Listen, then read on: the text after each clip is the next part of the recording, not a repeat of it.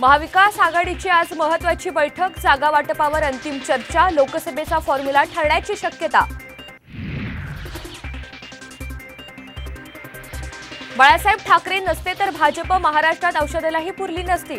घराणेशाहीवर केलेल्या टीकेवरून संजय राऊत यांचा भाजपवर पलटवार।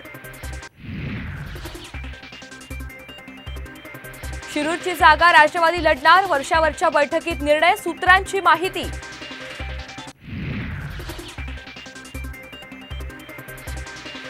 खासदार हेमंत गोडसे ठाकरे गटाच्या संपर्कात, सुधाकर बडगुजर यांचा मोठा दावा।